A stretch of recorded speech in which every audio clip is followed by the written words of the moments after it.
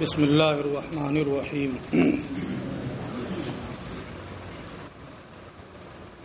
والنوع الثانی خبر الرسول المؤید الثابت رسالته بالمعجزۃ۔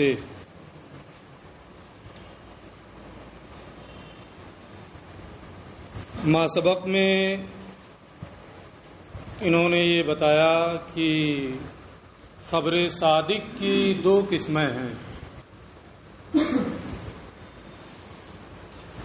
نمبر ایک خبر متواتر، نمبر دو خبر رسول۔ خبر متواتر سے متعلق جو بحثیں تھیں اور اس پر جو اعتراضات و جوابات تھے اس کو یہ بیان کر چکے ہیں۔ خبر صادق کی دوسری نوع کا یہاں سے بیان شروع ہو رہا ہے۔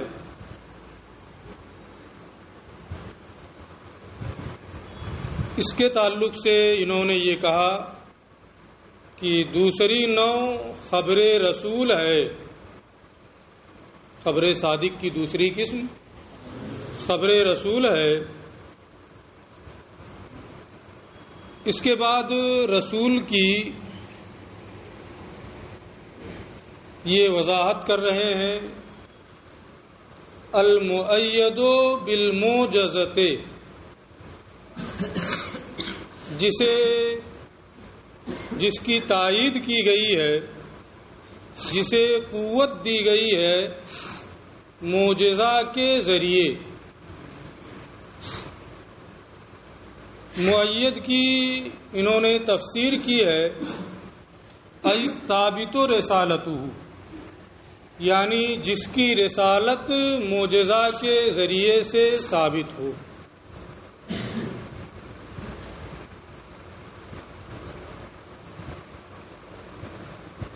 اس سے پہلے کسی درس میں نے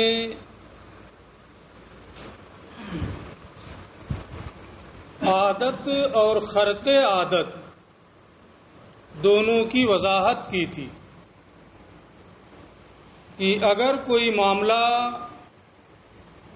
تسلسل کے ساتھ بار بار ہو، دیکھنے والوں کو اس پر کوئی حیرت نہ ہو، تو اس کے بارے میں یہ کہا جاتا ہے کہ یہ عادت کے مطابق ہے، اسی کے مطابق عادت الہی جاری ہے۔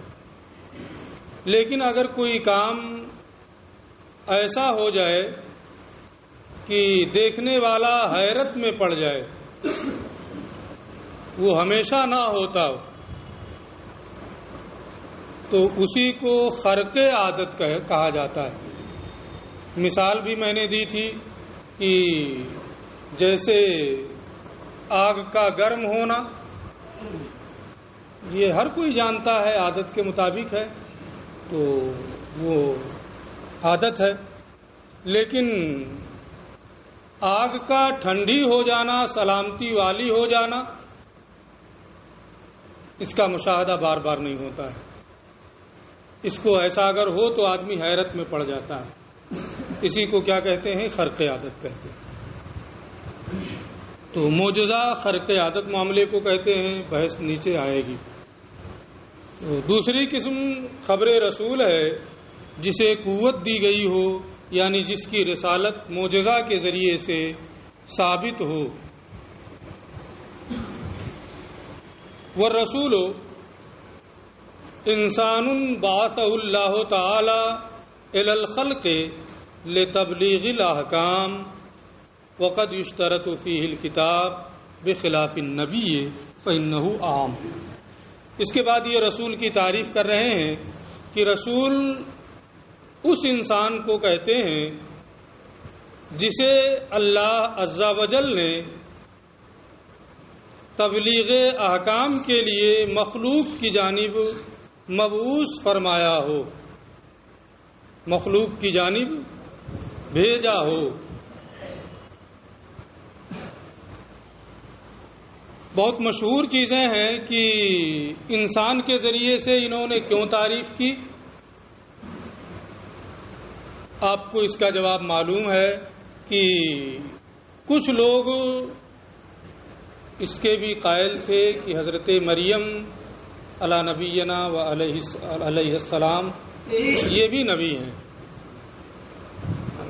نبوت کے قائل تھے،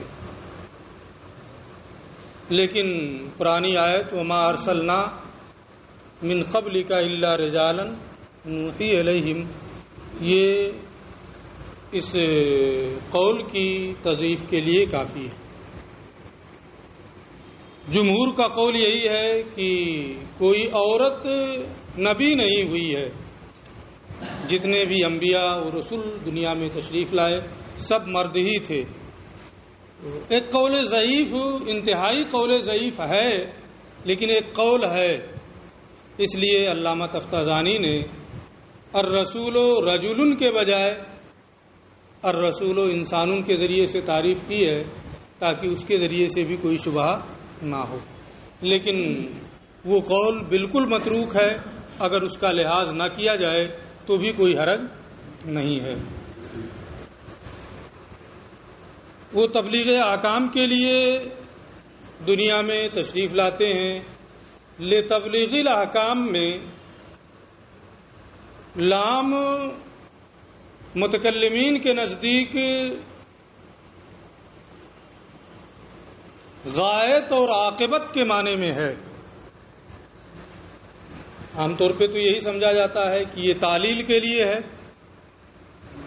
لیکن اللہ عز و جل کا کوئی بھی کام معلل بالاغراض نہیں ہے،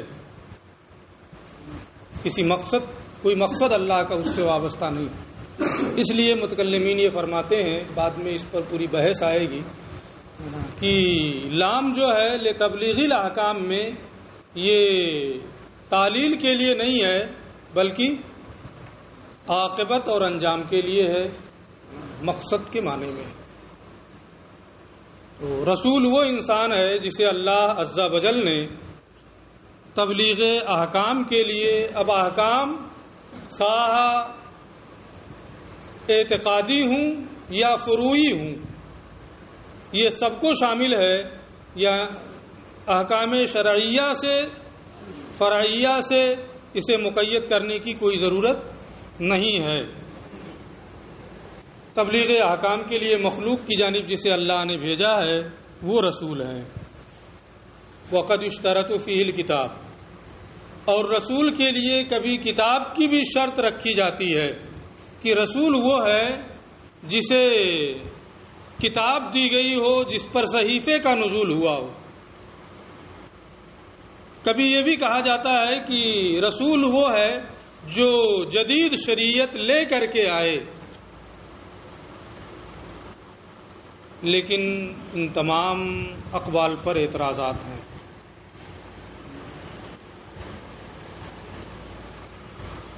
رسول کی تعداد 313 ہے، کتابیں 104۔ اعتراض ہوگا، اگر ہر رسول کے پاس کتاب ہو تو کم سے کم اتنی ہونی چاہیے، اور اگر شرع جدید کا اعتبار کیا جائے تو حضرت اسماعیل علیہ السلام کو قرآن میں رسول کہا گیا ہے، حالانکہ وہ ملت ابراہیم پر تھے۔ کتاب کی شرط لگانا یا شرع جدید کی شرط لگانا، ان تمام پر اعتراضات ہیں۔ صحیح بات یہ ہے جو علامہ تفتازانی نے شرح مقاصد میں لکھا ہے اور دوسری کتابوں میں ہے، میں بھی وہی سمجھتا ہوں کہ رسول اور نبی میں مساوات ہے، دونوں میں تساوی کی نسبت ہے، لیکن یہاں یہ تساوی ماننے کے لیے اس کتاب میں انہوں نے تساوی کا ذکر نہیں کیا۔ یہاں انہوں نے یہ بیان کیا ہے کہ رسول اور نبی میں رسول خاص ہے اور نبی عام ہے۔ ایک قول یہ بھی ہے، اسی کو یہاں انہوں نے اختیار کیا ہے، ایک قول یہ بھی ہے کہ رسول اور نبی میں تباین ہے نا۔ تو اقوال کئی ایک ہیں، تساوی کا بھی قول ہے، تباین کا بھی قول ہے، اور یہ بھی ہے کہ رسول خاص ہے اور نبی عام ہے۔ شرح مقاصد میں انہوں نے تساوی کا اعتبار کیا ہے، وہی بہتر ہے۔ یہاں انہوں نے رسول کے خاص ہونے اور نبی کے عام ہونے کا قول کیا ہے، اس کو بھی صحیح کیا جا سکتا ہے، میں بیان کر رہا ہوں۔ وقت اشترط فیہ الکتاب، اور کبھی رسول میں کتاب کی بھی شرط رکھی جاتی ہے، بخلاف النبی، برخلاف نبی کے، کہ وہ صاحب کتاب ہو یا نہ ہو، یہ عام ہے، اس کو نبی کہا جاتا ہے۔ اب متن میں تو اب ایسی صورت میں کہ نبی میں شرط نہیں ہے، یہ عام ہو جائے گا۔ رسول میں شرط ہے کتاب کی یا شرح جدید کی، تو وہ کیا ہوگا؟ خاص ہوگا۔ لیکن ماتن نے، علامہ عمر نصفی نے یہ کہا ہے، النوع الثانی خبر الرسول، خاص کو ذکر کیا اس تفسیر کے مطابق۔ اگر خاص کو ذکر کیا ہے تو خاص کا ذکر کرنا، عام کا ذکر کرنا تو ہے نہیں۔ عام کو ذکر کرتے تو اس کے تحت خاص آ جاتا، خاص کو ذکر کیا ہے تو اس کے تحت عام نہیں آئے گا۔ جب نہیں آئے گا تو ایک قسم اور بڑھانی پڑے گی کہ خبر صادق کی 3 قسمیں ہیں، متواتر، خبر رسول اور خبر نبی۔ یہ کہتے ہیں نہیں، یہاں ایسا کچھ بڑھانے کی ضرورت نہیں ہے، یہاں رسول اس معنی میں ہے من ارسلہ اللہ سواء کان رسولا او نبیا، جسے اللہ نے تبلیغ احکام کے لیے بھیجا ہو، خواہ وہ رسول ہو یا نبی ہو۔ تو یہاں رسول اس معنی کر کے ہے، اس لیے خبر نبی الگ سے ذکر کرنے کی کوئی ضرورت نہیں ہے۔ فإنہ عام، تو نبی عام ہے، رسول یہ خاص ہے۔ اس تقدیر پر اس کا جواب یہ ہوگا۔ اب اس کے بعد یہ معجزہ کی تعریف کر رہے ہیں۔ والمعجزۃ امر خارق للعادۃ، معجزہ ایسے امر کو کہتے ہیں، ایسی شے کو کہتے ہیں جو خلاف عادت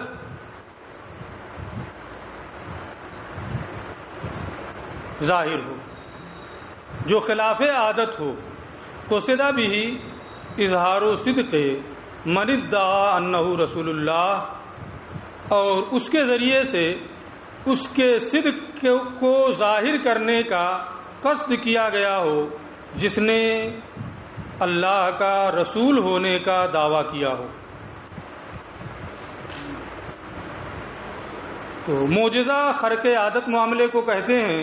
خرق عادت کی میں تفصیل اس سے پہلے کر چکا ہوں کہ جو کبھی ہو لوگ دیکھ کر کے اسے حیرت میں پڑ جائیں اور اس کے ذریعے سے اس کے صدق کو ظاہر کرنے کا قصد کیا گیا ہو، جو یہ دعویٰ کرے کہ وہ اللہ کا رسول ہے۔ تو دعوی رسالت کے بعد اس کی سچائی کو ظاہر کرنے کے لیے، لوگوں کی زبان بند کرنے کے لیے، نبی اور رسول کے ہاتھ پر اس طرح کی جو چیزیں ظاہر ہوتی ہیں انہیں معجزہ کہا جاتا ہے۔ بغیر تحدی کے، بغیر چیلنج کے، اگر کسی اللہ کے نیک بندے سے کوئی خلاف عادت معاملہ ظاہر ہو تو اسی کو کرامت کہا جاتا ہے، اور اگر کسی کافر، نڈر، بدکار آدمی سے اس کے مقصد کے مطابق نہیں بلکہ کبھی کوئی چیز ظاہر ہو جائے اس کے ہاتھ سے، تو اسی کو اصطلاح شرع میں استدراج کہا جاتا ہے۔ لیکن کسی نڈر بدکار آدمی سے وہ دعویٰ کرے اور دعویٰ کرنے کے بعد اس کے دعوے کے مطابق اس سے خلاف عادت، خرق عادت معاملے کا ظہور ہو جائے، عادت الہیہ اس پر جاری نہیں ہے۔ ایسا ہوتا نہیں ہے، نہ کبھی ہوا ہے۔ جن لوگوں نے بھی نبوت کا دعویٰ کیا جھوٹے اور وہ جھوٹے تھے، تو جب بھی ان لوگوں نے اس طریقے سے خرق عادت چیزوں کے ظاہر کرنے کا ارادہ کیا تو ان کے مقصد کے خلاف ہی ہوا۔ جیسا کہ مسیلمہ کذاب کے بارے میں آپ پڑھتے رہتے ہیں، سنتے رہتے ہیں کہ اگر کوئی گنجا کوئی بال والا ہوتا، اس کے سر پہ اگر ہاتھ رکھ دیتا تاکہ یہ سر اس کا درست ہو جائے تو بال ہی غائب ہو جاتے تھے، سب جھڑ جاتے تھے، ہے نا۔ تو اس کے مقصد کے مطابق اس کے ہاتھ پر خرق عادت معاملات کا ظہور نہیں ہوتا تھا، یا جو بھی غلط نبوت کا، جھوٹے طور پہ نبوت کا دعویٰ کرتا تھا، کبھی بھی اس سے خرق عادت کا ظہور اس کے مقصد کے مطابق نہیں ہوا اور نہ ہوگا۔ یہی عادت الہیہ جاری ہے۔ اس لیے جھوٹے مدعی نبوت اور سچے نبی کے درمیان آسانی سے فرق کیا جا سکتا ہے۔ جادوگروں سے بھی خلاف عادت چیزیں ظاہر ہوتی ہیں، لیکن یہ عرض عارض کی بنیاد پر کچھ وقت کے لیے ہوتی ہیں، اس کے لیے کوئی حقیقت اس کی کوئی نہیں ہوتی۔ وہ ہوا اے خبر الرسول یوجب العلم الاستدلالی، اور خبر رسول علم استدلالی کی موجب ہے۔ رسول کی خبر علم استدلالی کو واجب کرتی ہے، اس کے ذریعے سے علم استدلالی حاصل ہوتا ہے۔ الحاصل بالاستدلال، اس میں علم استدلالی کی موجب ہے، یعنی ایسا علم جو استدلال یعنی دلیل میں نظر کرنے سے حاصل ہو۔ تو علم الاستدلالی کی توضیح پہلے تفسیر کی کہ الحاصل بالاستدلال، جو استدلال کے ذریعے سے حاصل ہو، اور پھر استدلال کی تفسیر انہوں نے کی النظر فی الدلیل، یعنی دلیل میں غور و فکر کرنے سے جو حاصل ہو۔ اب پوری عبارت کا حاصل یہ ہے کہ رسول کی خبر وہ ہے کہ جو دلیل میں نظر کرنے کے ذریعے سے علم کو واجب کرے، علم کی موجب ہو۔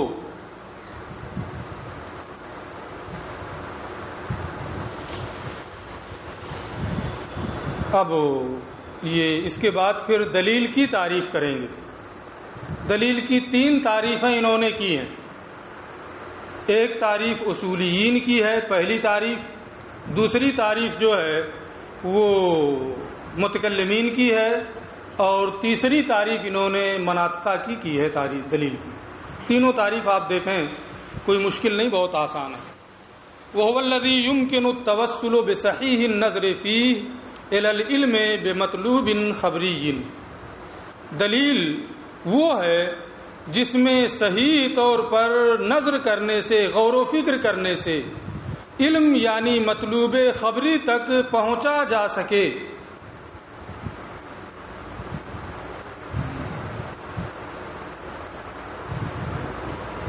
مطلوب خبری یعنی جس کا ماحصل، جس کا مقصد ہے کوئی خبر، اسی علم کی وضاحت کی ہے، کوئی الگ سے وہ چیز نہیں۔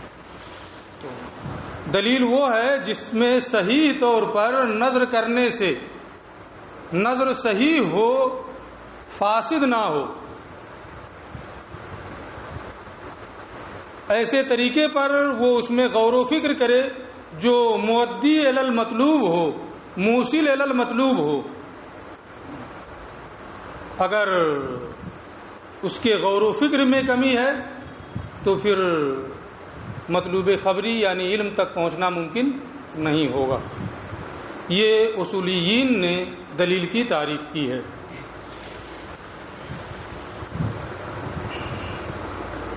اس تعریف میں اصولیین نے یہ کہا ہے کہ یمکن التوسل بصحیح النظر فی، جس میں صحیح طور پر غور و فکر کرنے سے علم تک پہنچا جا سکے، نہ پہنچنا ممکن ہو۔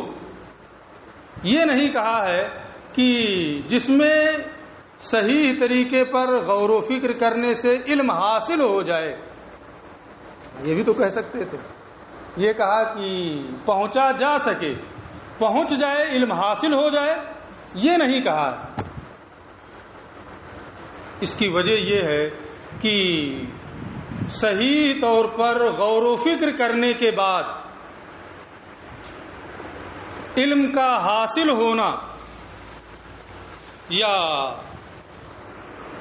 علم کا حاصل نہ ہونا، ان میں سے کوئی ضروری نہیں. صحیح طور پر غور و فکر کریں، علم حاصل ہونا یا علم حاصل نہ ہونا، ان دونوں میں سے کوئی بھی ضروری نہیں ہے، بلکہ عادت الہیہ جاری ہے کہ اللہ عز و جل صحیح طور پر غور و فکر کرنے کے بعد انسان کے اندر علم کو پیدا فرما دیتا ہے. تو نظر صحیح کا اس میں دخل نہیں ہے، بلکہ علم جو حاصل ہوتا ہے یہ اللہ عز و جل کے خلق سے، کہ وہ اس کی عادت جاری ہے کہ صحیح طور پر غور و فکر کرنے کے بعد علم حاصل ہوتا ہے. تو اسی چیز کے پیش نظر کہ کوئی ضروری نہیں ہے، نہ علم کا حاصل ہونا اور نہ حاصل ہونا، دونوں میں سے کوئی ضروری نہیں ہے، بلکہ اللہ عز و جل علم کو پیدا فرما دیتا ہے جب آدمی صحیح طور پر نظر و فکر کرے. اس لیے انہوں نے یمکن التوسل کہا، جس میں صحیح طور پر غور و فکر کرنے سے مطلوب خبری یعنی علم تک پہنچا جا سکے. اللہ عز و جل قادر مطلق ہے، وہ علم کو پیدا فرما دیتا ہے صحیح طور پر غور و فکر کرنے کے بعد. تو دونوں چیزیں ہو گئیں کہ صحیح نظر انہوں نے کہا ہے، ساتھ ہی ساتھ یمکنوں کہا ہے، دونوں کی وضاحت ہو گئی. وقیل، ایک قول دلیل کی تعریف میں یہ ہے جو متکلمین نے تعریف کی ہے، قول مؤلف من قضایا یستلزم لذاتہ قولا آخر، کہ دلیل اس قول کو کہتے ہیں جو ایسے قضایا سے مرکب ہو جو لذاتہ دوسرے قول کو مستلزم ہو.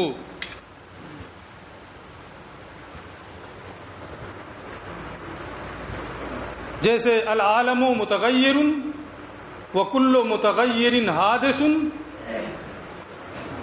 یہ دو قضایا سے مرکب ہے. العالم متغیر وکل متغیر حادث. تو دلیل وہ قول ہے جو ایسے قضایا سے مرکب ہو، یعنی ایک قضیہ اگر ہے تو اسے دلیل نہیں کہیں گے. جو چند قضایا، دو یا دو سے زیادہ قضایا سے مرکب ہو اور وہ ترکیب دو جو قضایا ہیں ان کی بنیاد پر ایک تیسری چیز حاصل ہو جائے، وہ مستلزم ہو ایک تیسری چیز کو. یستلزم لذاتہ قولا آخر، جو لذاتہ دوسرے قول کو مستلزم ہو. فلاسفہ کے نزدیک یہ استلزام جو ہوتا ہے کہ جب قضایا وہ پا لیے جائیں گے تو تیسرے قول کا پایا جانا ضروری ہے، وہ ہو کر ہی رہے گا. ممتنع الانفکاک ہے کہ پھر تیسری چیز نہ پائی جائے، کیونکہ ان کی فلاسفہ کے نزدیک، معتزلہ کے نزدیک یہ ہے کہ علم کا حاصل ہونا نظر صحیح کے بعد یہ فیضان علم اللہ عز و جل پر واجب ہے. ہم کیا کہتے ہیں کہ اللہ عز و جل پر کوئی چیز واجب نہیں ہے بلکہ عادی ہے. یہ چیز عادت الہیہ جاری ہے کہ وہ نظر صحیح کے بعد، مقدمات کی ترتیب کے بعد علم کو پیدا فرما دیتا ہے. وقیل، ایک قول یہ ہے کہ دلیل ایسے قضایا سے مرکب قول کو کہتے ہیں جو لذات ہی دوسرے قول کو مستلزم ہو. تو اس میں ترکیب ہوگی. دونوں تعریفوں کی روشنی میں آپ کو خود ہی سمجھ میں آیا ہوگا کہ پہلی تعریف جو ہے اس میں ترتیب مقدمات یا چند قضایا نہیں ہوں گے، اس لیے وجود ثانی پر خود عالم ہی دلیل ہے. وجود ثانی پر خود عالم ہی دلیل ہے، اس میں ترتیب وغیرہ کی کوئی حاجت نہیں ہے. آدمی اس کے احوال میں صحیح طور پر غور و فکر کرے گا تو اسے معلوم ہو جائے گا کہ اس کا کوئی بنانے والا ہے. ایک کمرہ ہی ہے، آپ اس کو دیکھیں گے کہ دیواریں ہیں، چھت ہیں، فرش ہے، تو اس کمرے کے بارے میں آپ کو یہ ہوگا نا اس کمرے کا کوئی بنانے والا ہے. یہی مطلوب خبری ہے، اس کمرے کا کوئی بنانے والا ہے، اس جہان کا کوئی صانع ہے، یہی علم ہے، یہی مطلوب خبری. تو پہلی تعریف کی بنیاد پر اس کمرے کی دلیل کمرہ ہی ہے نا. عالم وجود ثانی کی دلیل کیا ہے؟ عالم ہی ہے. اور دوسری تعریف کی بنیاد پر العالم متغیر وکل متغیر حادث، یہ جو مرکب ہے مقدمات ہیں یہ وجود ثانی کی دلیل ہیں کہ اس کا کوئی نہ کوئی بنانے والا ہے. کسی کو انہوں نے کہا ہے فعل الاول الدلیل علی وجود الثانی هو العالم. پہلی تعریف کی تقدیر پر وجود ثانی کی دلیل وہ عالم ہے کہ عالم اور عالم کے احوال میں صحیح طور پر غور و فکر کرنے سے آدمی کو وجود ثانی کا علم ہو جاتا ہے. وعلی الثانی، اور دوسری تقدیر پر وجود ثانی کی دلیل قولنا العالم حادث وکل حادث فلہ صانع فللعالم صانع، ہے نا. عالم حادث ہے اور جو بھی حادث ہو اس کا کوئی نہ کوئی بنانے والا ہوتا ہے، لہذا عالم کا بنانے والا ہے. تو وجود ثانی کی دلیل یہی العالم حادث وکل حادث فلہ صانع، یہ دوسری تعریف کی بنیاد پر یہ دلیل ہے. اور پہلی تعریف کی بنیاد پر عالم اور عالم کے احوال یہ خود ہی دلیل ہیں، ترتیب مقدمات کی حاجت نہیں ہے. یہ دو تعریفیں ہو گئیں. تیسری تعریف وَأَمَّا قَوْلُهُمْ، اور دلیل کی تعریف میں ان لوگوں کا یعنی مناطقہ کا یہ کہنا الدلیل هو الذي يلزم من العلم به العلم بشيء آخر. دلیل وہ ہے کہ جس کے جاننے سے دوسری چیز کا جاننا لازم آئے.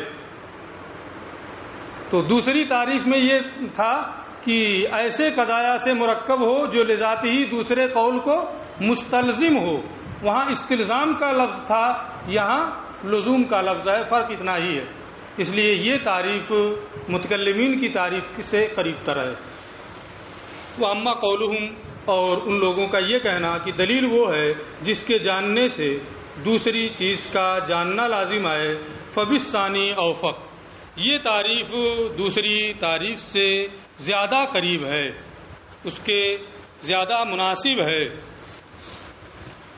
فرق صرف اتنا ہے کہ اس میں استلزام ہے اور یہاں لازم اور ملزوم کا ذکر کیا گیا ہے.